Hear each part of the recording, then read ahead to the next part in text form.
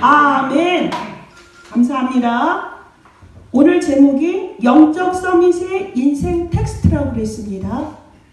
텍스트 그러면 뭡니까? 교재이고요. 매뉴얼입니다. 우리에게 있어서 매뉴얼과 교재라는 게 뭘까요? 규범이 되어야 되겠고요. 그것이 우리의 규모가 되어야 한다는 말씀을 함께 나누도록 하겠습니다. 이것은 우리에게 있어서 일시적으로 이것을 알고 지나가는 것이 아니라 평생의 언약이 되어야 되겠고요. 평생의 지침이 되어야 되겠고요. 평생 놓치지 말아야 되는 가장 중요한 것이 여러분에게 붙잡혀지는 시간이 되시길 바라겠습니다. 복음 가진 우리들은 정말 그 세계관이라는 것이 올바르게 확립이 되어야 돼요. 올바르게 먼저 정립이 되어야 되겠죠. 올바른 세계관이 정립이 되어지고 그것이 확립이 되어져야 되는데요. 그렇지 않다면 이것이 치유받아야 되겠습니다. 여러분이 왜 세계관이 확립되지 않으면 안 되냐면 이것을 가지고 세상을 나가면 여러분 분명히 무너지게 되어 있습니다. 세계관이 확립이 안 되면 세상의 것을 붙잡고요. 세상의 것을 따라가게 되어 있어요. 세상은 얼마나 그 모든 것이 시스템화 되어져 있고 모든 것이 카테고리 안에서 정리가 잘 되어 있는지 모릅니다. 그 길을 따라가는 사람들은 성공하는 것 같지만 그것이 진정한 성공일까요? 바깥에 나가면 흑암 문화, 세상 문화에 완전히 장악되어져서 성공한 것 같고요. 그 사람들이 상당히 우리보다 크게 보일 수가 있습니다. 여러분의 세계관이 정리가 되어지지 않았을 때는 자칫 그렇게 보일 수가 있어요. 여러분의 모습은 아주 작아 보이고요. 능력이 없어 보이고요. 그들은 거대한 산처럼 보일 수가 있는 것입니다.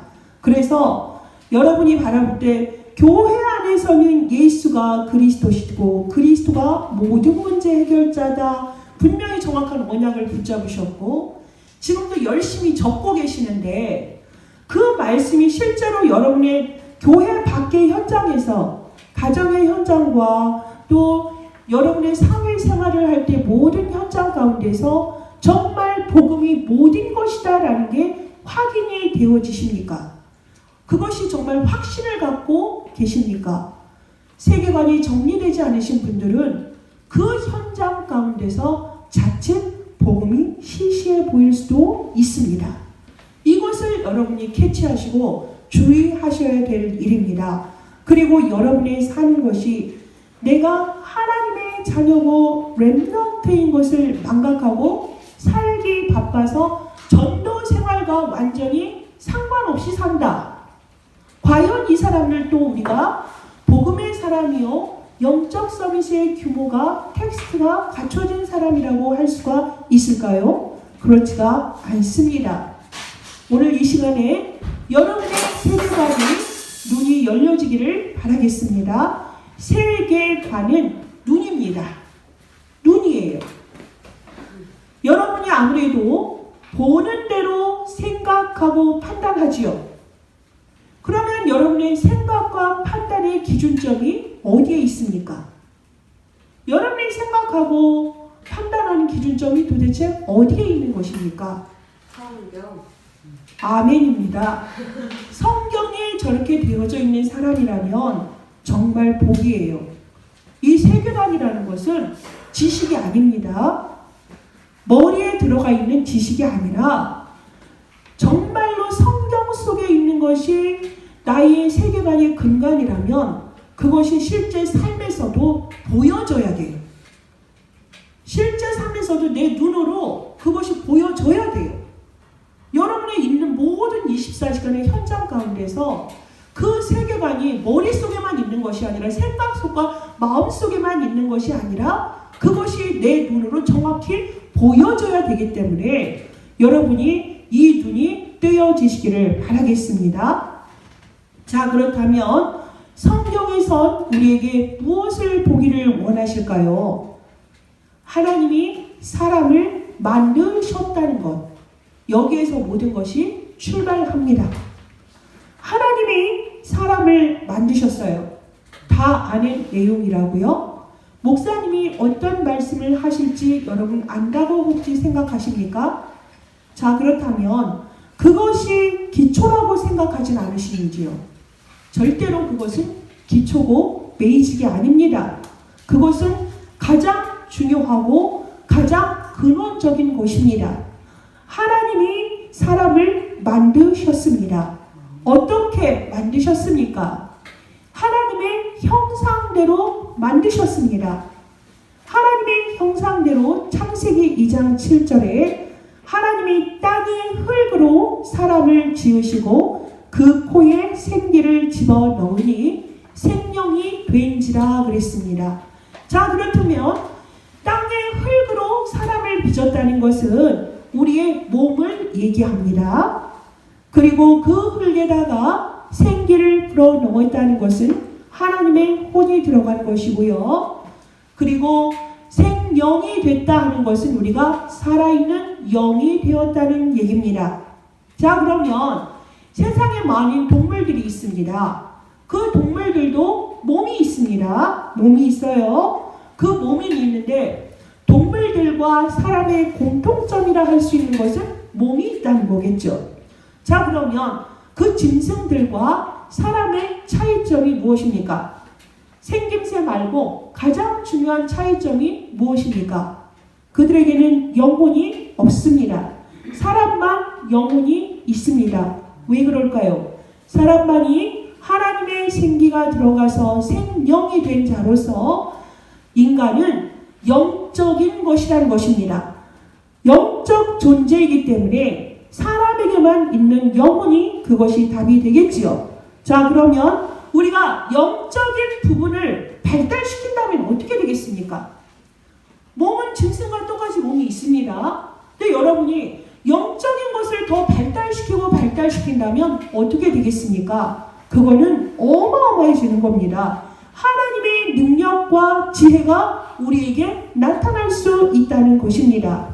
그러면 영적인 것뿐만이 아니라 정신적인 것을 우리가 집중시킨다면 어떻게 될까요? 불신자들의 모습이지요. 하나님의 성령이 아니라 혼, 즉 정신을 발달시킨다면 그 사람들이 무아지경에도 이른다 하고 착각하는 부분이 있지 않습니까? 굉장한 것들이 인간에게 나타나요. 그런데 그들에게는 후유증이 있죠. 영적인 문제가 옵니다. 영적인 문제가 오고요. 그래서 결국에는 영적으로 우리가 하나님 앞에 집중하는 여러분이 되시기 바라겠습니다. 사단에게 집중하는 것이 아니라 여러분의 방향이 하나님께로 집중하고 하나님을 더 알기를 원하고 하나님의 영이 나와 소통하는 그 응답 속에 들어가는 여러분이 되시길 기원합니다. 하나님과 소통하는 자가 됩니다.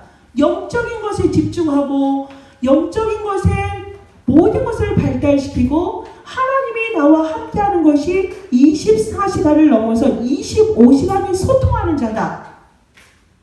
이런 사람은 정말 세상에서 이런 사람은 감당 못합니다. 여러분이 그 능력으로 살아갈 수 있어야 돼요. 이것이 우리의 출발점입니다. 그래서 하나님과 통하는 자, 즉 쉽게 말해서 하나님과 함께 살아가는 사람입니다. 이것이 우리에게 근본적인 세계관의 출발이 되어야 될 줄 믿습니다. 저 또한 말씀을 따라 살고 말씀대로 아까 권사님의 말씀대로 성경을 기초하여서 제가 그 말씀을 따르는 자임에도 문득 제가 제 자신을 점검을 합니다. 네가 과연 말씀을 붙잡고서 그리스도의 눈으로 바라보는데 이것 또한 너의 생각이 아닐까? 이게 과연 하나님의 생각일까? 너의 지금 판단의 기준이라는 것이 과연 얼마만큼 하나님과 합하여지고 있냐라는 자문을 저는 종종 하는 편입니다. 왜요? 저의 것으로 살고 싶지 않거든요. 저의 것이라는 것은 제가 살아온 경험치가 거의 다 저를 압도하기 때문인 것을 제가 잘 압니다. 죄성이 우리 가운데 피로 살로 되어져 있기 때문에 내 자신이 하나님의 것으로 출발되고 하나님과 진짜 지금도 함께 하는지를 저는 확인을 하면서 하루하루를 살아갑니다. 인간은 그러면 어떻게 살아야 하는 걸까요? 간단합니다. 하나님과 함께 살면 되는 것입니다. 함께입니다. 그러면 우리는 무엇으로 살아야 하겠습니까? 우리는 하나님의 입에서 나오는 하나님의 말씀으로 살아가야 되겠습니다. 이것이 인간의 출발이요, 인간을 바라보는 눈이 되어야 될 줄 믿습니다. 이러한 사람들에게 하나님께서는 하나님의 형상대로 지으시고 기뻐하시면서 창세기 1장 28절에 우리에게 생육하라고 말씀을 하십니다. 생육하고 번성하라고 말씀을 하십니다. 모든 만물에 우리를 다 보내시기를 원하시고요. 번성한다 하는 것은 경제적인 풍요 또한 우리에게 허락한 것입니다. 그리고 충만하라 하는 것은 모든 세상에 있는 문화를 다 다스리고 정복하라는 말씀입니다. 정복하라는 건 무엇입니까? 여러분의 있는 그 현장을 정복하고 살리라는 것입니다. 그리고 다스리라 하신 것은 237개 모든 세계의 나라를 다스리고 살리고 통치하라는 것을 우리에게 위임하셨어요. 누구에게요? 하나님으로부터 출발된 인간은 하나님과 함께 살아야 하고 하나님의 말씀을 따라서 사는 사람이다. 이러한 사람에게는 하나님이 당연히 생육하고 번성하고 충만하게 모든 것을 정복하고 다스리는 축복을 이미 우리에게 주셨다는 것을 여러분 믿으세요. 제발. 이 말씀이 여러분이 그냥 하나님의 복음의 말씀을 아는 것으로 그치니가 문제인 겁니다. 이 말씀이 나에게 날마다 이것이 확인되어지고 고백되어진다면 여러분의 그 현장에서 절대로 여러분이 정복할 대상이지 여러분이 거기서 흔들리고 거기서 떨고 있는 사람이 아니란 말입니다. 이 말씀 하나만 묵상을 하셔도요, 내가 누구인지를 알고 가는 사람입니다. 여러분이 이러한 사람들입니다. 그런데 이것이 완전히 우리에게서 벗어나는 일이 생겼잖아요. 그것이 무엇입니까? 하나님의 말씀을 불순종해서 우리가 죄인이 되었기 때문입니다. 로마서 3장 23절이 뭐라고 말씀하시지요? 죄를 범하였음에 하나님의 영광에 이르지 못한다라고 말씀을 하십니다. 요한복음 16장 9절에 뭐라고 말씀하십니다. 우리가 왜 죄인이냐? 우리가 하나님을 믿지 아니한 것이 죄라고 말씀을 하십니다. 요한복음 16장 9절의 말씀을 여러분 공감하지 않으십니까? 우리가 분명히 하나님의 자녀라 하면서 우리의 실생활에서는 하나님의 율법과 하나님의 말씀이 아니라 그 상황에 맞춰서 나의 생각과 판단 속으로 나의 죄성을 당연시하고 넘어가진 않으십니까? 하나님께서는 분명히 말씀하십니다. 하나님을 믿지 않는 것이 우리가 죄라 하셨습니다. 우리가 하나님을 믿지 않는 죄인이기 때문에 그 결과는 무엇입니까? 당연히 저주와 재앙이 따르는 인생이 될 수밖에 없습니다. 왜요? 우리는 영은 죽었고 육신으로만 사는 인생이기 때문입니다. 하나님을 떠나는 그 순간에, 우리가 에덴 동산에서 쫓겨나는 그 순간에 우리는 영이 죽었어요. 영은 죽고 육신으로만 사는 그런 불행한 삶을 우리가 살게 되는 것이죠. 영이 죽었다는 건 무엇입니까? 하나님을 모르는 거예요. 하나님을 알지 못하는 상태에 가는 것입니다. 하나님을 모르는 것이 뭔지 아세요? 그게 원죄예요. 하나님을 몰라요. 하나님을 떠났기 때문에 범죄한 인간이기 때문에 하나님을 모릅니다. 그게 우리 인간의 비극인 원죄인 것이에요. 원죄. 우리가 그러면 정말 거기에서 우리가 들어오는 당연히 저주 재앙의 그 운명의 쇠사슬 속에서 인생이라는 것이 완전히 운명이 지어지는 것을 우리가 볼 수가 있습니다. 이 속에 있는 사람들은 어떨까요? 성공을 해도 저주 재앙이에요. 성공을 한 것 같은데 그게 뭐라고요? 저주고 재앙이에요. 여러분이 부러워할 대상이 아니란 말입니다. 부러워할 대상이 절대로 아닙니다. 그리고요, 정말로 그것이 하나님을 떠났기 때문에 우리에게 빚어지는 모든 문제였구나. 이것을 여러분이 아는 것이 너무 중요해요. 그것이 바로 뭐다? 인간관입니다. 사람을 보는 눈이 그러셔야 되는 거예요.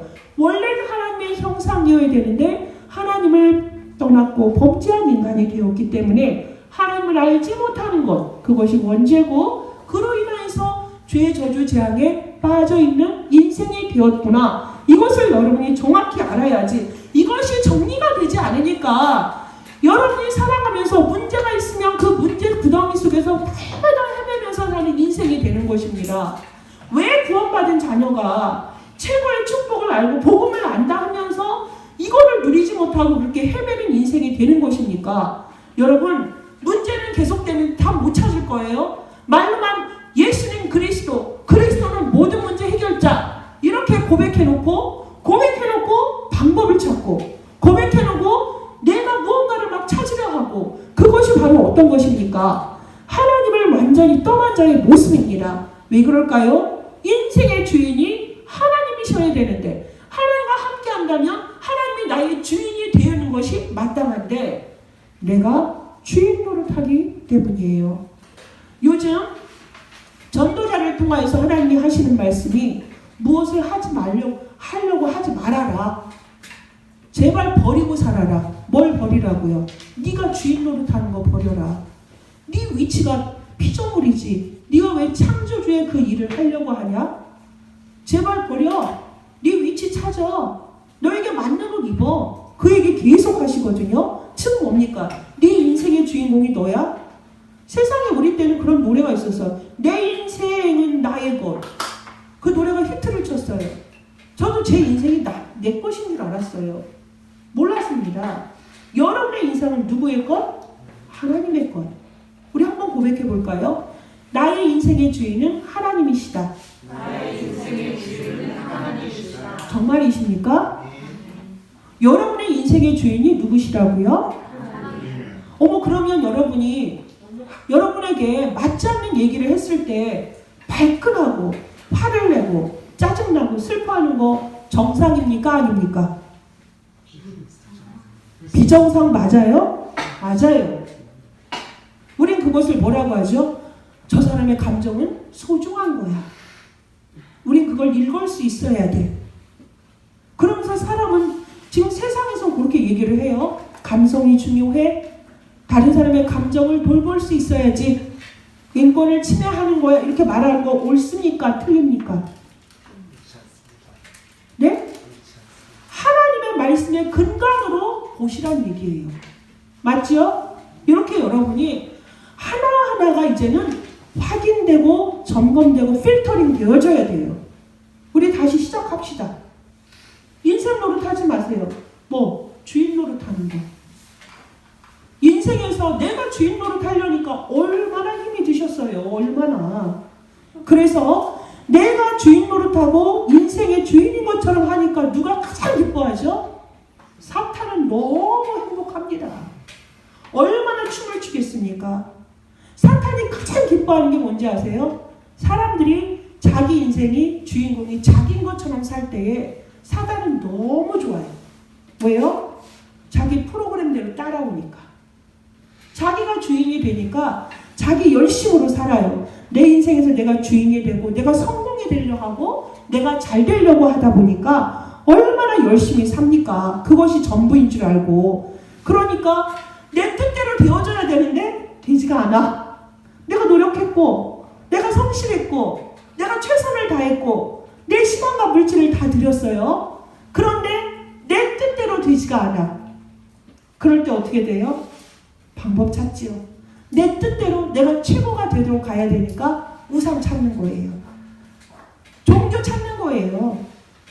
마귀에게 찾아가는 거예요. 자기는 하나님을 본 것 같은데 마귀에게 완전히 잡히는 거예요. 왜 그럴까요? 내 목표치를 향하여서 가니까. 나의 성공, 내가 교회를 다니는 이유도 복을 받기 위함이야. 내가 전도를 하는 이유도 내가 이루고자 하는 걸 성취하기 위함이야. 내가 교회 열심히 신앙생활하고 헌신하는 것도 세계에서 축복을 받는 사람으로 내가 살아가야 되기 때문에 그러한 방법으로 혹시나 살아가고 있지는 않습니까? 우리 교회 말고 다른 교회에서 저는 그런 모습을 많이 보아왔어요. 그러니까 얼마나 모순이 있습니까? 모순이 있음에도 하나님이 또 저와 함께 하니까 감정적인 모습, 삶은 복음적이지 못하고요. 복음에 위반되는 원수 같은 삶을 살고 있는데 그것을 우리는 감정으로 괜찮아 라고 우리는 넘어갔어요. 이 모든 걸 그 사람의 현상을 정확히 우리는 보고 판단하면서 저 사람의 복음을 정확히 알도록 기도해 줘야 되겠구나. 마음으로는 정확히 기준점을 가지고서 그 사람에게 괜찮아 라는 말을 한다면 괜찮은데 자기도 몰라. 그 사람이 그렇게 사니까, 무리가 그렇게 대체로 사니까 그 종교 생활이라는 것이 우리 대한민국에서는 너무나 그게 익숙하게 이어져 왔어요. 그러면서도 교회는 부흥이 되고 그 안에서 커뮤니티는 잘 돌아가고 프로그램이 잘 돌아가니까 그 익숙함에서 사람들은 그게 교회 생활이다라고 생활을 했어요. 근데 돌아보니까 그것이 다 뭐였다? 종교 생활이었던 거예요. 그게 정말 교회 안에 나타난 재앙이었던 거죠. 제가 70년대, 80년대, 90년대 교회가 이렇게 발전하는 모습을 나름대로 보았고요. 우리 장로님이랑 권사님은 저보다 더 오랜 10년, 20년을 더 살았기 때문에 우리 교회의 역사가 120년 정도예요. 대한민국의 교회의 역사가. 그런데 그게 급변하게 발전을 했거든요. 그걸 저분들은 더 정확히 보았고 저 또한 그걸 본 입장에서는 그게 믿음 생활이고 최고의 신앙 생활이라고 했다 생각했는데 아닌 경우가 많은데도 너무 부흥을 했다는 거죠. 그게 뭐라고 하죠? 풍선이 풍선. 풍선 막 터뜨리면 어떡하죠? 터져버립니다. 거기서 알차게 무언가 내용이 들어있다면 그리스도라는 내용으로 모든 교회가 천천히 부흥을 하더라도 내실이 다져지는 한국 교회였다면 지금 이 시대 우리나라에는 이런 모든 혼란 누가 이걸 다 다스려야 되는 겁니까? 원래가 교회에서 하는 거예요. 원래 초대교회에서부터 모든 것이 교회에서 올바른 복음 가진 자들이 현장에서 내가 그리스도 터 위에서 그리스도의 사람으로 살아갔다면 세상에 혼란이 오고요. 또 자연재해가 온다 할지라도 하나님은 믿는 자들의 그 중심으로 말미암아 질서를 잡아가거든요. 근데 벌써 교회가 사회의 주초점이 되어야 되고 교회가 사회의 모든 것을 치유하고 살리고 세상의 빛과 소금의 역할을 해야 되거든요. 그 사람들은 하나님을 모르는 영이 죽은 사람들이기 때문에 그 사람들을 위해서 그 사람들이 정말 우리 세상의 모든 것을 다스린다고 착각하고 사세요? 아니거든요. 그 사람들을 위해서 누가 기도해 줘야 되죠? 복음 가진 우리가, 살아있는 우리가 기도해 줄 때에 이끌어진 모든 질서들이, 무질서들이 질서가 되고 정돈이 되어지는 겁니다. 하나님은 지금 이것을 우리에게 원하시는 시대입니다. 그래서 믿는 우리가 다시 한번 우리 자신의 주인이 내가 주인 노릇하고 있지는 않는가? 여러분이 그것을 확인해 보시기 바라겠습니다. 그래서 하나님을 믿는다 하면서도 불안해하고 염려에 빠져 있고 스트레스에 싸져 있는 그런 삶. 그래서 막 많은 짐을 내 등 어깨에다 지고 사는 그런 삶이 되지 않기를 바라겠습니다. 마태복음 11장 28절의 말씀대로 수고하고 무거운 짐진 자는 다 누구에게 오라 했습니까? 예수께로 오면 됩니다. 예수께 모든 것을 맡길 수 있는 여러분의 삶이 되기를 원합니다. 그렇지 않을 때는 여러분의 생각과 마음이 아주 메말라져요. 황폐해져요. 믿지 않는 불신자들의 상태인데 여러분까지도 그들처럼 메말라진다면 정말 그 인생이 얼마나 불행한 인생이겠습니까? 여러분 자신이 주인 노릇하지 마시고요. 하나님 앞에 나아가서 모든 것을 내어놓을 수 있는 여러분이 될 때에 여러분의 인생의 수준이 달라집니다. 내 수준이고 내 기준이었던 것이 이제는 하나님의 기준 속으로 하나님의 수준 속으로 들어가는 거예요. 하나님의 수준 속으로 들어가면 편합니다. 여러분 절대로 머리 갖고 뭐 하지 마세요. 아무개 가수의 아들이 IQ가 하도 높아서 멘사 직원들이 멘사 그 회원들이 쟤는 그 기준점을 넘었기 때문에 그 IQ를 뭐 측정 불가다라는 사람을 내가 본 적이 있어요. 저기 영상으로 보았습니다. 난 그 세계는 모르지만 머리가 뭐 대단히 좋은가 보죠. 그래봤자 IQ 200 넘을까요? 거기에서 156까지를 최고로 치더라고요. 그 이상 되는 사람이라 할지라도 하나님을 능가할 수 있을까요? 절대로 그렇지 않습니다. 절대로 그렇지 않습니다. 여러분의 수준은 어디로 들어가라고요? 하나님의 수준 속으로 들어가세요. 내가 130밖에 안 돼, 20밖에 안 돼, 난 2자리짜야. 사람들이 벌써 갇혀있더라고요. 거기에 상당히 갇혀있어요. IQ 좋은데 저 서울대 못 갔어요. IQ 좋다고 그랬습니다. 저 서울대 못 갔어요. 근데 2자릿수인데 좋은데 가는 사람 있더라니까요. 얼마나 세상은 하나님의 것을 존중하지 않고 자기의 잣대로 세상을 자하고 판단하고 그러고서 세상의 주인 노릇하고 있는지 모릅니다. 여러분 거기에 편성되지 마세요. 거기에 절대 매이지 마세요. 그들의 판단은 그럴다 할지라도 여러분이 거기에 속하지 않으면 돼요. 거기에 걸려들지 않으면 된다는 얘기예요. 그러려니 하고 그 현장 가운데 하나님이 그곳에 임하도록 여러분이 기도하시면 될 줄 믿습니다. 그러할 때에 하나님이 완전히 하나님의 수준이 아닌 사단에게 종노릇하고 이렇게 죽어가는 사람들에게 드디어 하나님 누굴 보내셨습니까? 로마서 5장 8절에 우리가 아직 죄인 되었을 때에 죄인된 상태에 있는 우리에게 예수 그리스도를 보내주심으로 말미암아 또 그리스도를 어떻게 보내셨죠? 십자가에 못 박혀 죽게 하심으로 하나님이 우리에 대한 사랑을 확증하셨다고 그러셨어요. 하나님은 이렇게 하나님을 떠나서 자기 수준으로 자기 인생을 살아가느라고 너무 피폐하게 살아가는 수고하고 무거운 짐진 자들에게 예수 그리스도를 우리에게 보내주심으로 말미암아 그 죄악의 길에서 우리를 건져주셨습니다. 아멘이죠? 그럼 다 끝난 거 아닙니까? 아멘 아니에요? 아멘이에요. 육신의 아버지가 이병철이 아니라서 너무 슬프셨죠? 20대 유학도 가고 싶었고 2, 3, 7 다 다니면 세상 다 알 것 같았잖아요. 그런 사람들 많더라고요. 근데 그 사람들 세상 다 압니까? 알아요? 돈 많더라고요. 우리가 그렇게 가고 싶어하는 시카고 시티라는 데가 상당히 비싸요. 생활하기가 가보니까. 거기서 학교까지 다니면 정말 부잣집 아들 딸인데 그 사람들 세상에서 썩이 아니더라고요. 아니라고요. 그런데 우린 그런 거 부러워하잖아요. 부자 아빠 부러워하고 가난한 아빠 창피하고 능력 없는 아빠 무시하고. 저는 그런 적은 없지만 알고서 그런 적은 없지만 무심코 그렇게 살았던 것 같아요. 몰랐어요. 알고 하진 않았습니다. 기준이 하나님으로부터 시작이 안 되다 보니까 제 인생을 돌아보면 너무 부끄러워요. 지금까지도 사실 알고 그러진 않았어요. 알고서 어떻게 그럽니까? 그런데 그렇게 말씀이 좋고 기도가 좋고 예배가 좋았던 우리들도 모르고 살았어요. 여러분 절대 그러지 마세요. 랩넌트들은 오늘의 말씀이 내가 아는 복음 또 얘기한다 아니라니까. 이게 다라고. 근데 이게 단데 이 근본이 나에게서 근원으로 뿌리를 안 내리고 있으니까 문제인 거예요. 그래서 여러분 정말로 하나님께서 우리의 죄악으로 인하여서 죄 없으신 하나님이 육신을 입고 이 땅에 오셔서 그 십자가의 고난을 감당을 하심으로 말미암아 그 사망 권세를 이겨내셨고 부활하셔서 성령으로 지금 이 자리에 우리가 함께하고 있다는 거 아니겠습니까? 다예요. 이게 다라고. 이게 믿어져야 돼요. 눈이 반짝반짝 해야 돼요. 기뻐 감사해야 돼요. 여러분 코로나 앞에서 너무 겁먹지 마세요.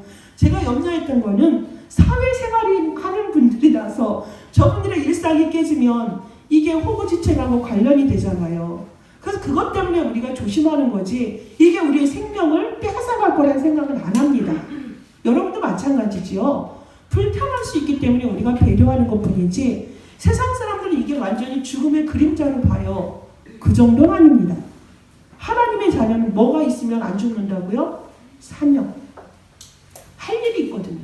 절대 죽지 않으니까 공포와 염려에 빠지지 마시고 그리스도가 지금 나의 진짜 주인이라면 그 그리스도가 나에게 길 되시고 그 그리스도가 나의 모든 문제를 다 끝냈다면 끝난 거예요. 그 그리스도는요. 요한일서 3장 8절에 마귀의 권세를 완전히 깨뜨리고 박살내시고 승리하신 분입니다. 그렇다면 나의 과거 문제도 다 뭐다? 끝났다. 불신앙 끝났고, 염려 끝났고, 나의 실패가 끝났다. 누군가는 그걸 가지고 나에게 죽은 글씨로 또 우리에게 그거를 완전 표적 삼아서 나를 공격한다 할지라도 나의 인생의 모든 과거 다 끝났습니다. 하나님이 다 대신 담당하셨습니다. 자, 그렇다면 나의 길 되시고 진리 되시고 생명 되신 그 그리스도는 지금 나에게 뭐가 되시죠? 나의 현재 문제 다 끝낸다고요. 현재 모든 문제까지 다 끝내셨습니다. 과거의 나의 조상죄, 원죄 당연히 그렇고 나도 모르게 지었던 자범죄, 그로 인한 저주지향 나도 모르고 했던 걸 다 끝내시고 이제는 생명의 성령의 법이 죄와 사망의 법에서 나를 뭐 했다고요? 해방시켰어요. 해방시켰으면 앞으로도 내가 모르고 가는 나의 인생길 뭐만 따라가면 되죠? 언약 따라서 나의 길을 따라가면 돼요. 그러면 나의 미래 문제 다 끝난 거예요. 다 끝냈다고 말씀하셔요. 그것이 언제 또 있습니까? 에베소 2장에 다 나와 있지 않습니까? 과거, 현재, 미래 다 끝났어요. 여러분 뭐 하면 되죠? 해피송만 부르시면 돼요. 뭐 안에서? In Christ, 주 안에 있는 나에게 근심 없습니다. 오직 평안밖에 나에게 나타날 게 없습니다. 하나님의 자녀의 신분과 권세를 가지면 돼요. 뭐 할 때? 영접할 때.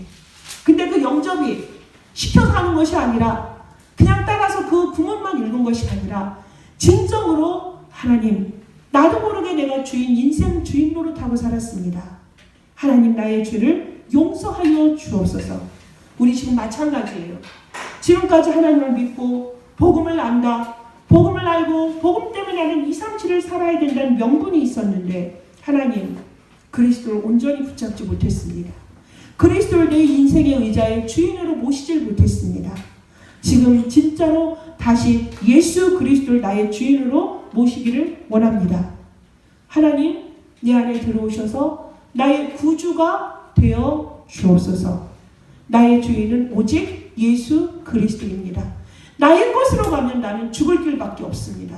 나는 실패할 것밖에 없습니다. 하나님 자녀의 신분과 권세를 가지고 살아갈 수 있도록 하나님 축복해 주세요. 이러한 것이 바로 나의 자아관이에요. 아, 내가 이런 사람이구나. 내가 이렇게 엄청난 신분과 권세를 갖고 있는데 내가 너무 염려하지 않았나?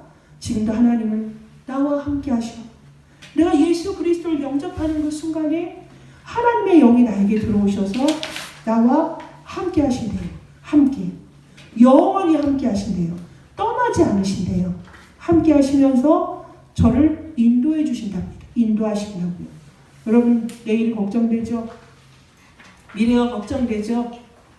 회사에서 열심히 일해야 월급도 많이 받는데 일거리는 없죠. 당장 난 학교도 다녀야 되는데 걱정되십니까? 내려놓으세요. 그것 때문에 못 다닌다? 하나님 계획 있는 겁니다. 그렇게 생각해야지. 아이고, 나 이제 시작해야 되는데 지금 열심히 계획 잡고 있는데 30살엔 35세 나는 결혼도 해야 되고. 내려놓으세요. 이럴 때 하나님의 방법이 정말 여러분에게 기적과 같이 역사하게 되어 있어요. 절대 염려하지 마세요. 염려하지 마세요. 그 불신앙하고 있는 그게 여러분에게 위험한 거예요. 지금 코로나 때문에 일자리가 없어지는 게 위험한 게 아니라 그 염려에 빠져있는, 사단은 문제거리 계속 주거든. 그럼 그 문제에 잘 빠져서 허우적대니 얼마나 기쁘겠어, 사단이. 근데 여러분이 그거에 완전히 박살을 내버리고 아, 괜찮아. 난 여호와로 인하여 기뻐해. 여호와께서 날 굶기시냐? 굶기신 이유가 있겠지. 전 실제 그렇게 생각합니다. 여러분도 이것이 여러분의 당연한 기준점이 되어야 됩니다. 하나님 우리 절대로 끝까지 인도하신다 하셨어요. 내 안에 계시면서 함께 하시면서 인도하시고 내가 기도할 때 응답하신다 하셨어요. 성령께서 나에게 역사하신다고 약속하셨다고요. 그러면서 우리에게 하늘의 권세를 주셨어요. 어떤 권세 주셨습니까? 내가 가는 곳마다 보좌의 축복을 주시고 하늘 천군 천사를 나에게 보내주십니다. 그리고 내가 어떻게 살아가요? 땅의 흑암의 권세를 박살낼 수 있는 사단을 결박하는 권세를 우리에게 또한 주셨습니다. 하늘의 권세와 땅의 권세를 하나님을 믿는 자, 예수가 그리스도임을 믿고 영접한 자에게 분명히 주셨습니다. 이 권세 여러분 많이 사용하십니까? 많이 사용하십시오. 그래서 하늘 보좌가 움직여지도록 내가 가는 길에 모든 사단의 괴, 사단의 모든 괴율, 흑암, 저주, 세력 예수 이름으로 박살날지어다. 계속 선포하십시오. 계속 24시간 선포하시고 하나님이여 나를 도와주옵소서, 보좌의 능력으로 나에게 역사하여 주옵소서 기도하시면 됩니다. 그리고 여러분은 어떻게 살아가요? 여러분의 배경이 있어요. 어떤 배경입니까? 천국 배경 속에 살아가는 거예요. 이 땅에서 하나님의 자녀의 신분을 가지고 하나님 나라를 누리며 살면 되는 것입니다. 하나님 나라를 누리면서 그것을 이뤄가는 일에 여러분이 쓰임받는 거예요. 그리고 우리가 죽어서는 하나님의 나라에 입성을 하는 것입니다. 하나님은 이것을 우리에게 축복하시고 약속하셨어요. 약속하신 거 믿고 가셔야지 무엇을 그렇게 보십니까? 영의 사람들이 영의 것을 바라봐야 되는데 육신의 것을 자꾸 바라보고 사실 겁니까? 그것이 비극이에요. 그 비극에서 벗어나십시오. 눈에 보이는 것으로 살지 마십시오. 눈에 보이지 않는 그것을 볼 수 있는 여러분의 세계관, 여러분의 인생관, 여러분의 자아관이 열려야 될 줄 믿습니다. 그리고 여러분의 최고의 가치는 무엇입니까? 그리스도입니다. 가치가 그리스도, 가장 보화가 그리스도고, 그리스도를 아는 것이 가장 고상한 지식이라 했고, 그 그리스도 안에 지식과 지혜의 모든 보화가 들어있다는데, 나의 보화가 그리스도라면 여러분 열심히 그 광산을 캐야 되지 않겠습니까? 여러분, 금, 은, 광산, 구리, 철을 가진 광산업자를 부러워하지 마세요. 여러분의 안에 있는 그리스도의 그 보화를 캐내는 광부가 되시길 바라겠습니다. 그리스도 안에 얼마나 무한 데가 있습니까? 그리스도라는 것에 여러분이 계속 집중한다면 영의 것이 여러분에게 보여진다 하지 않았습니까? 이것에 집중하여서 하나님이 여러분에게 주신 유산이 무엇입니까? 이 삼치를 살려라. 세계복음화해라. 땅끝까지 가서 이 소식 전해라. 이거 몰라서 지금도 죽어가는 영혼을 볼 때 네가 그것을 보고 눈물을 흘리지 않느냐? 너는 패악한 자가 되는 거예요. 정말로 하나님이 정하진 자가 없으니 어찌 듣겠습니까? 여러분 주변에 있는 사람 다 뭐라고요? 여러분이 살려야 될 대상들이라고 그랬어요. 여러분은 불림을 받는 그 순간에 하나님의 자녀라는 것을, 전도자라는 것을 잊지 마시기 바랍니다. 그렇다면 이 여러분의 구원의 길이라는 것이 여러분에게 기초가 아닌 것이 확인됐습니까? 기초가 아니라 모든 것이에요. 이 구원의 길은 여러분의 세계관을 정립하는 겁니다. 그래서 매일매일 구원의 길을 그리고 쓰라는 얘기예요. 그리고 바쁘면 흉내내도 내라는 거예요. 그래도 역사하십니다. 이렇게 구원의 길을 날마다 쓸 때에 여러분의 세계관이 이제 한눈에 보여지는 거예요. 여러분의 눈이 정확히 열려진다고요. 여러분의 생각과 마음이 아니라 하나님의 기준과 그리스도의 눈으로 세상과 나와 모든 삶을 바라볼 수가 있게 되어 있습니다. 그래서 사람을 볼 때도 옳고 그름으로 보는 것이 아니라 저 사람이 하나님의 사람이다. 하나님이 갖고 가고 있는 것이다. 하나님이 저 사람에게 소원을 주시고 저 사람을 지금도 갖고 가고 있는데 내 마음대로 판단하고 저 사람을 가름하고 저 사람을 비난하고 함부로 말하는 일을 우리가 이제 삼가야 되겠습니다. 너무 조심스러운 거예요. 하나님의 사람들을 우리가 판단할 수가 없어요. 자, 이게 정리가 된 사람이 이제 뭐 하면 됩니까? 두 번째입니다. 첫 번째는 세계관이 올바르게 확립되어져야 된다는 거였고요. 두 번째는 이제는 5가지 확신을 갖고 사셔야 된다는 것입니다. 영적 서밋의 5가지 확신은 첫째가 구원의 확신이에요. 오늘의 본문에 있는 것들은 또 증거는 이것이다 그랬어요. 예수를 믿는 것과 네 안에 예수가 있으므로 아들이 있는 자에게 생명이 있다. 아들이 없는 자는 생명이 없다. 지금 제가 말씀하는 모든 것들이 요한일서 5장 1절에서 21절 사이에 다 있습니다. 지금 이것을 우리가 하나님이 전도자를 통하여서 우리에게 구원의 길이다. 5가지 확신이다. 이제 그 다음엔 마지막으로는 제가 10가지 발판에 대해서 말씀할 거예요. 이것이 여러분의 텍스트가 되어져야 되기 때문입니다. 정말 우리에게는 예수 그리스도의 생명이 있기 때문에 우리 영원한 생명을 얻은 사람입니다. 그러니 우리가 죽음 앞에서 두려워할 필요가 없는 거예요. 코로나 앞에서 벌벌 떨 이유가 없는 것입니다. 그래서 우리는 하나님의 아들의 그 증인될 삶을 우리가 확신을 가지고 살아가는 여러분이 되시길 바라겠습니다. 여러분이 예수님을 그리스도라 말할 수 있는 것도요, 하나님이 우리에게 허락하셨기 때문에 우리가 그걸 할 수가 있는 거예요. 고린도전서 12장 3절에 보면 뭐라고 말씀하십니까? 성령이 아니고서는 우리가 예수를 주라 시인할 수 없다 그러셨어요. 맞죠? 성령이 우리에게 가르쳐 주시고 고백하게 하셨기 때문에 우리가 예수를 주라 시인할 수가 있는 것입니다. 하나님이 우리와 함께 하십니다. 이 구원의 확신을 여러분이 잊지 마시고요. 정말로 그리스도가 모든 것인데 하나님이 나에게 모든 신분과 권세를 주셨음에도 나에게 혹시나 답이 나지 않는다. 그래도 나는 조금 염려가 있다. 걱정이 된다 하는 사람 어떻게 하면 될까요? 다시 점검하세요. 그리고 구원의 길을 통하여서 하나님을 날마다 만나셔야 돼요. 그리고 또 하나 기도하셔야 돼요. 하나님, 이 말씀들이 내 머리로는 믿어지는데 내 심령으로 이것이 뿌리내리게 해주세요. 하나님, 이 말씀이 정말 믿어져서 이게 각인되고 뿌리내리고 체질화될 수 있도록 하나님 나에게 믿음 주세요. 하나님은 나에게 이 은혜를 주세요. 기도하셔야 돼요. 그런 걸 붙잡는 거예요. 여러분이 열심을 내야 되는 거는 하나님의 말씀을 듣고 읽고 지키는 그 일에 계속 집중하는 거. 그 힘 달라고 기도하셔야 되는 거예요. 그 영적인 것에는 우리가 날마다 도전할 필요가 있습니다. 왜냐하면 구원의 확신이 의외로 사람들이 없어요. 그러니까 구원파 같은 사람들이 공격할 때 딱 넘어지잖아요. 당신 몇 월 며칠 날 구원 받았어요. 구원 받은 증거 얘기하세요. 그럼 여러분 당장 뭐라고 대답할 거예요? 요한일서 5장 딱 들으세요. 말씀을 가지고. 말씀이 무장이 돼요. 여러분이 딱 그런 사람들 앞에서 말씀으로 비춰주죠. 그럼 꼼짝 못해요. 근데 여러분이 나 구원 받은 것 같은데 교회 열심히 다녔는데 이러더라니까요. 안 됩니다.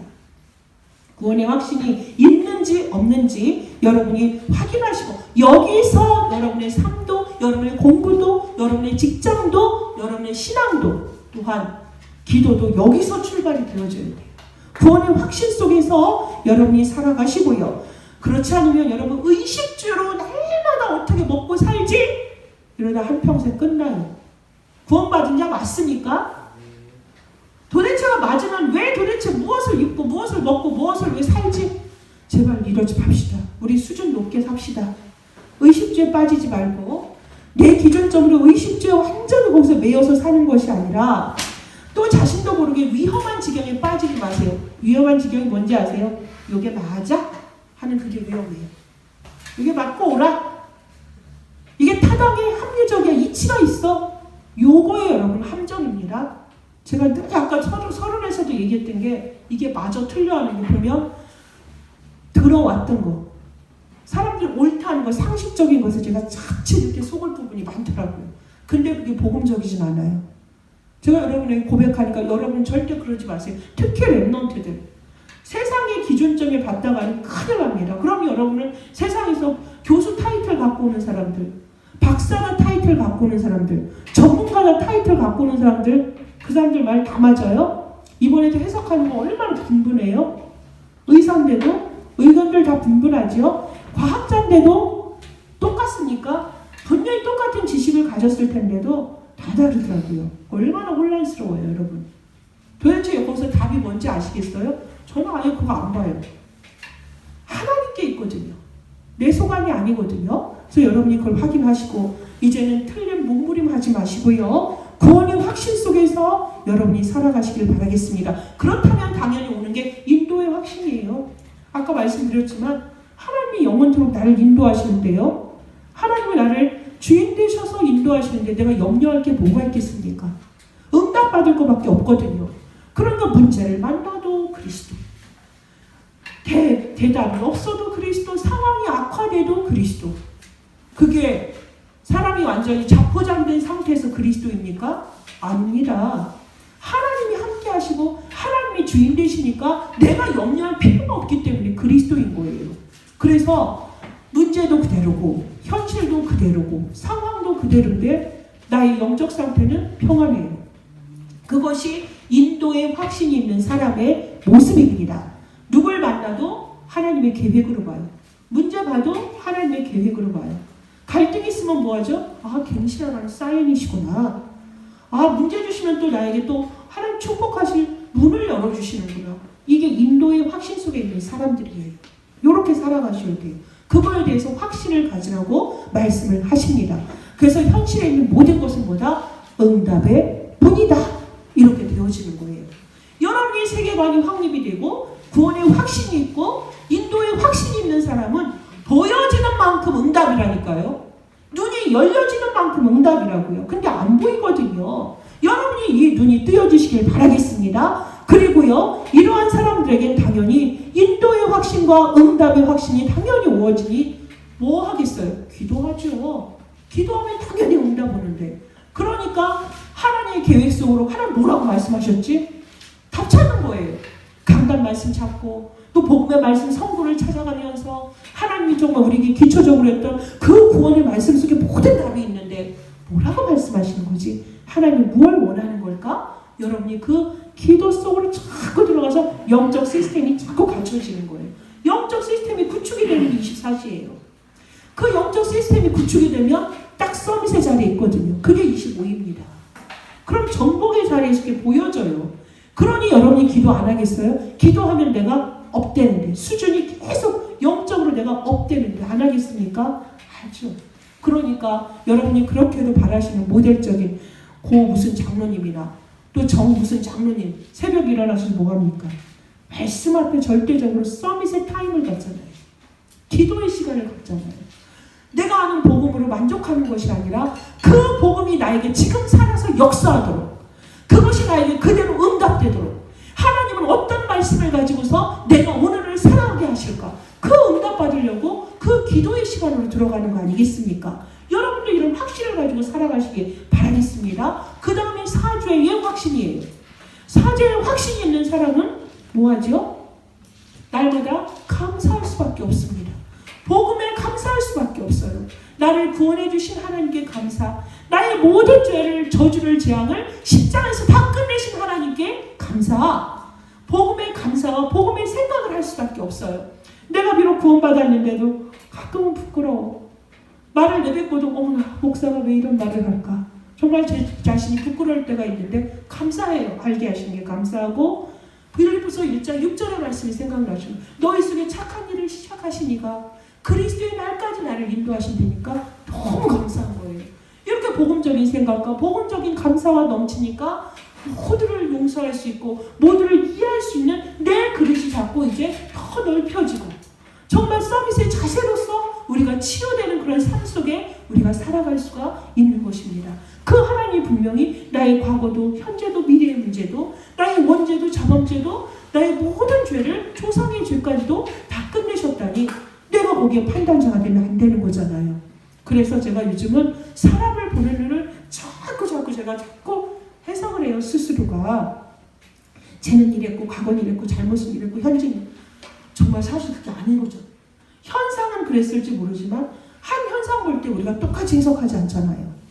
그 사람의 현상을 누구는 그럴 수 있어, 누구는 저 말이 안 돼, 상정을 말아야 돼. 사람마다 그게 참 다르잖아요. 근데 우리의 기준은 뭐라고요? 옳고 그름으로 볼 게 아니라 복음의 눈으로 저 사람이 하나님이 저 문제를 허락하셨기 때문에 저 문제를 만났을 거야. 하나님이 저 사람에게 소원을 주시고 지금 이뤄가고 계시기 때문에 나의 영역이 아니야. 내가 보여줬다면, 내 눈에서 조금 보여줬다면 저 사람을 위해서 기도할 수 있어야지. 이것이 사죄의 확신을 가진 전도자의 자세라고 말씀을 하십니다. 그러면 우리에게 오는 것이 무엇일까요? 승리의 확신입니다. 어떤 것이 와도 우리를 넘어뜨릴 수가 없습니다. 사단이 절대로 우리를 넘어뜨릴 수가 없어요. 세상이 감당할 수가 없는 그러한 사람의 수준 속으로 우리가 완전히 들어가는 것입니다. 하나님은 우리에게 모든 것을 다 주셨어요. 우리는 이미 다 모든 것을 가졌기 때문에 하나님의 말씀 속으로만 들어가시고 하나님이 뭐라고 말씀하시는지를 찾으면 우리는 반드시 승리할 수밖에 없고, 된 줄 믿었는데 하나님의 말씀과 상관이 없다, 복음의 흐름과 전혀 상관이 없다, 그러면 실패한 것이에요. 그건 내 것이 아니라 완전히 내가 주인 노릇했기 때문에 사단의 것이라는 것을 우리가 알고 가셔야 되겠습니다. 그럼 마지막입니다. 우리가 너무나 잘 알고 있는 10가지 신앙 발판이라고 하는 것이 있죠. 이것이 우리에게 인생의 무장이 되어야 돼요. 여러분의 전신 갑주가 되어야 되는 것이 신앙의 발판 10가지예요. 무엇입니까? 첫째, 하나님이 모든 세상의 주관자시다. 나의 삶의 주인도 하나님이시기 때문에 하나님이 지금도 통치하시고 다스리신다. 이것이 하나님의 절대 주권이죠. 그 다음에 우리에게 봐야 되는 것은 하나님의 방법은 오직 예수 그리스도 한 분뿐이시다. 그 그리스도는 하늘과 땅의 모든 것을 통일하시는 완전한 분이시다. 충분한 분이시다. 모든 것이다. 이것을 답을 내리시는 여러분이 되셔야 될 줄 믿습니다. 세 번째는 하나님의 역사인 성령을 통하여서 믿는 자와 함께 하신다. 그러므로 세상의 모든 흑암 문화를 또한 세상의 모든 문화를 치유하고 살리도록 지금도 성령으로 역사하신다라는 것입니다. 네 번째로 하나님의 모든 보증은 성경의 말씀이다라는 것이에요. 하나님은 우리에게 무엇으로 보증하십니까? 성경의 말씀으로 지금도 우리에게 나타내시고요. 그 말씀은 활자로 죽어 있는 것이 아니라 살았고 운동력이 있어서 지금 믿는 자들과 함께 하시고 우리의 혼과 영과 관절과 골수 및 모든 것을 찔러 쪼개기까지 하며 사람의 마음 생각도 판단하신다고요. 그러니 내 생각이 아니라 나는 죽고 하나님의 말씀 속으로 들어가서 인도받는 삶이 되어지면 되는 것입니다. 그 다음에 우리를 하나님의 성전을 삼으시고요. 우리를 인도하신답니다. 우리의 신분이 무엇이라고요? 하나님이 나를 성전 삼는 신분입니다. 그러면 여러분은 복음 안에서 복음을 가지고 복음을 누리고 복음을 증거하는 복음의 지속적인 흐름 속에 있는 그런 삶을 살면 되는 것입니다. 하나님의 계획은 무엇입니까? 네가 있는 곳이 선교지다. 내가 머물고 살고 있는 곳이 나의 현장이다. 그 현장을 치유하고 살려라라는 말씀입니다. 하나님의 통치 속에 모든 삶이 들어가 있습니다. 사람이 살고 죽고 화를 만나고 복을 받는 생사화복의 모든 주인공, 역사의 주인공은 바로 하나님이시다라는 말씀입니다. 하나님의 섭리 가운데 우리 살고 있습니다. 우리는 범죄한 인간이기 때문에 한 번 죽는 것은 정한 이치라고 히브리서 9장 27절에 말씀하십니다. 즉 우리는 유한한 시한부 삶을 살고 있습니다. 여러분 영원한 삶은 천국에서입니다. 그러면 우리가 이 땅에 있는 동안 전도자로서 하나님의 소원을 이룰 자로 우리가 충성을 해야 될 이유가 있습니다. 젊은 여러분, 렘넌트 여러분, 인생 길지 않습니다. 우리가 뭘 할래도 육신이 따라주지 못하고요. 우리가 뭘 할래도 나이가 들면 병들고요. 하나님 나라 갈 수밖에 없는 그런 삶이에요. 여러분 이 삶을 소중히 여기시고 오늘에 성공하는 여러분이 되시길 바라겠습니다. 그 다음에 우리는 하나님의 심판이 있어요. 천국과 지옥이 있으므로 하나님을 믿는 자들이 가는 천국, 믿지 않는 자들이 당연히 가는 심판의 곳이 어디입니까? 지옥입니다. 여러분이 이걸 정확히 아셔야 돼요. 그래서 현장에서 얘기해 주셔야 돼요. 여러분이 말해주지 않으면 그들은 죽어갈 수밖에 없습니다. 그 재앙은 우리가 이 땅에서 똑같이 살 수밖에 없어요.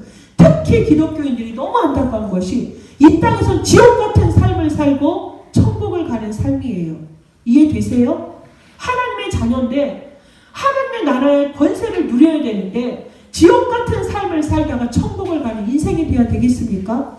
종교인의 삶을 살면 절대로 안 됩니다. 그 다음에 우리에게 하나님이 상급을 주십니다. 마지막이에요. 그렇죠? 전도자의 상급이 있습니다. 심지어는 하나님께서 전도자에게 냉수 한 그릇이라도 대접한 사람은 하나님이 절대로 상을 잃지 않는다고 말씀을 하세요. 이렇게 보시면 됩니다. 여러분이 전도하고 선교에도 올인했다. 여러분이 전도하고 선교하는데 돈을 나의 막 수입의 10의 9조를 드리고 하나님께 모든 걸 올빵했다. 그럼 하나님께서 여러분에게 하나님의 하나님의 것을 몰빵하시겠대요. 집중하시겠대요. 올인하시겠대요. 한번 우리가 도전해볼 일 아니겠습니까? 우리 이미 도전하고 있어요. 우리 교회. 정말 여러분에게 감사드려요. 우리 교회에서 한 교회를 파송을 해서 그 선교사를 위해서 우리가 물질과 기도로 후원하고 있다는 건 우리 교회에 이미 하나님이 뭐하고 있는 거죠? 올인하고 있는 증거입니다. 집중하고 있는 증거예요. 근데 한 사람만 보내야 되겠습니까? 237개 나라를 가야 될 사람들 많은데 우리 그것에 좀 계획을 세워보세요. 여러분의 일정표 속에 여러분이 보면 관리비, 헌금, 11조 이렇게 다 구분하시는 것 같은데요. 혹시나 거기다가 또 한 나라를 위해서 여러분이 헌금하는 그런 여유를 가지는 것에 우리가 좀 도전할 필요가 있지 않겠습니까? 생각만 해도 하나님이 채우십니다. 우리가 그렇게 복음적인 여유를 갖고 사는 여러분이 되셨으면 좋겠어요. 결론 간단하지요. 우리가 어떻게 살면 되죠? 세 가지가 정리되고 이게 우리 인생의 텍스트가 된다면 이건 절대로 내가 이것을 놓치지 않고 산다. 성공한 인생이죠. 이미 벌써 이 말씀을 알아들었다면 성공 반은 한 거예요. 그럼 이제 뭐 하면 되죠? 실천하는 거예요. 이 말씀들이 나에게서 떠나지 않고 이 세 가지 올바른 복음적 세계관과 또 영적 서밋의 5가지 확신과 우리의 10가지 발판이 나의 모든 삶의 무장이 된다면 이러한 사람은 이미 시대를 장악하고 살리는 서밋의 삶이에요. 이런 영적 서밋의 사람이 당연히 기능을 가지고 현장 변화시키는 문화 서밋의 주인공 아닙니까? 이거 하라는 겁니다. 이거 한 사람 나오라는 건데 우리 교회는 너무나 나올 사람이 많아서 기대가 큽니다. 여긴 정말 요원 중에 요원들만 하나님이 보내셨어요. 그래서 저는 참 소망이 찹니다. 여러분부터 우리 80이 되셨다 하더라도 인생은 이제 모세는 80부터 시작을 하셨어요. 우리 교회 모세도 계시고요. 얼마나 감사합니까? 여러분, 그래서요. 이 세 가지를 여러분이 확신을 가지고 믿으신다면 이 믿음을 가지고 여러분이 누리신다면 그것은 여러분에게 응답으로 나타납니다. 그리고 이것이 여러분에게 확신이 되어진다면 여러분에게 힘으로 되어서 이게 뭘로 나타나죠? 능력으로 나타나게 되어 있습니다. 여러분, 기초가 절대 아닙니다. 요걸 좀 긴 듯 하지만 이것이 여러분에게 그렇게 빨리 정리가 돼서 5분 안에 이 세 가지를 가지고 딱 기도할 수 있는 그런 지경까지 여러분이 도전하셔야 돼요. 이것이 여러분에게 깊이 뿌리 막아서 무의식 중에서도 이것이 나에게 고백되는 그런 인생이 되시길 바라겠습니다. 다입니다. 고백해 봅시다. 나의 인생의 텍스트는 복음적 세계관과 영적 서밋의 5가지 확신과 10가지 발판의 무장이다. 아멘. 이것이 여러분의 것으로 되는 그날이 오늘부터 시작이 되시기를 예수 그리스도의 이름으로 축복합니다. 기도하겠습니다. 하나님 감사합니다. 정말로 올바른 세계관이 복음적으로 확립되게 하여 주시고 또한 그 속에서 나오는 영적 서밋의 5가지 확신이 저들에게 믿어지게 하시고 이것이 뿌리가 내려지게 하시며 이것을 통하여서 나의 삶의 모든 발판이 10가지가 무장화되어서 하나님 영적 서밋으로서 이 시대를 살리는 증인으로 증거를 믿는 인생의 작품을 남길 수 있는 전도자의 삶이 될 수 있도록 하나님 축복하여 주옵소서. 예수 그리스도의 이름으로 기도합니다. 아멘.